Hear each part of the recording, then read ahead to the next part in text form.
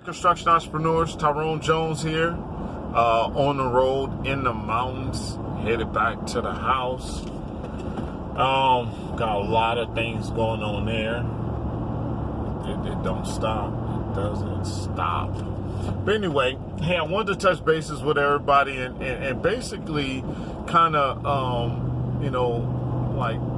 just dig in a little bit more to help people understand how important, investing in you, the estimating, the communication, the negotiating. These are qualities you gotta have as a successful contractor. There's so many contractors that I know, just got off the phone with one, to where, everything is just, they literally walk on a job, look at the job and says, you know what? Yeah, I could do this for $2,200. Yeah, I'll do it for $2,200. And, I think some jobs are okay to do that on. Especially if you're starting out, I guess if you really know your trade and you done jobs like that before, similar, everything is, to the T similar, and you can, safely say that, then I guess it is okay. But on the flip side, like you need to get used to doing your numbers. You need to get used to doing your numbers and breaking down those numbers, because you want to account for everything. Okay, and I think one of the things we miss and don't understand as small contractors is that, overhead. We miss overhead, especially, we think, because we operate out our house, we don't have overhead. We have a lot of overhead. And then when I sit down and I do overhead numbers with individuals, they realize that they're not even producing enough sales to bring down their overhead to a standard percentage, because we have figured out what the overhead is, and then it's based on the sales that you need to get. Then you find out, like, oh, wow, I need to increase my sales. I need to go out here and make more money. And then you find out, like, okay, I can't be giving these deals. Oh, wow, I need to charge this much. Because if I don't, I will not be making no money. And a lot of times is that because we don't sit down and invest in us to learn about estimating and negotiating and communication and all these parts that go into running the business and being a successful contractor, we lose. We lose big time. Like I said it before, you can't give a deal if you're not making no money. Like, you got contractors out here that go to jobs and they're like, oh yeah, I gave that customer a deal. You gave that customer a deal, but you haven't made any money. When I break down these numbers for the last 3 projects you did, you didn't make anything. Like, you're in the red. And then they're like, what is the red? Well, this is the red. Well, what is the black? Okay, this is the black. Well, what's the blue? Well, this is the blue. and we're not taking time to really, better ourselves during the downtime, especially if you're starting out new. You're trying to, I don't care, maybe you have a job that you have to be at every day, right? And then now you're like, hey man, I'm working on a transition from this 9 to 5 to being a full-fledged entrepreneur, construction entrepreneur, So you're like, hey, I'm trying to find jobs on the weekends and odds and ends jobs I could work in between this schedule, right? And that's great. But also put aside time to learn estimating, to learn what is labor burden, to learn what is your profit percentage going to be, and why would it change? Why would your profit percentage change?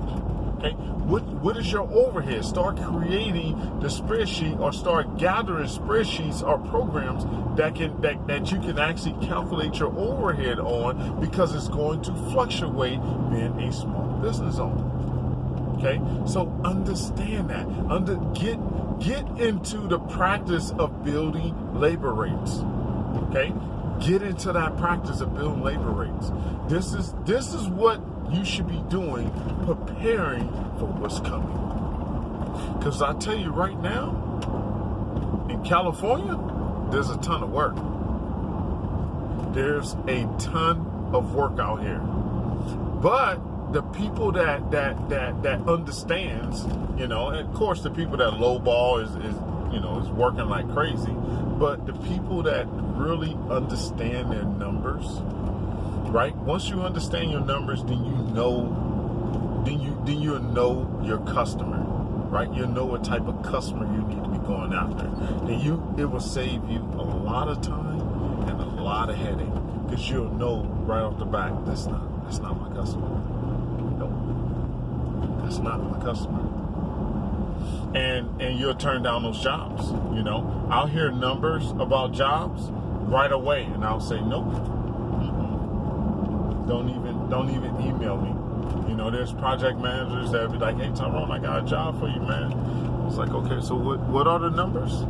And they'll say them, and I'll know because of that job. It's like, yeah, man, I think I'm gonna pass with that. That's not a job for me. And then look at this.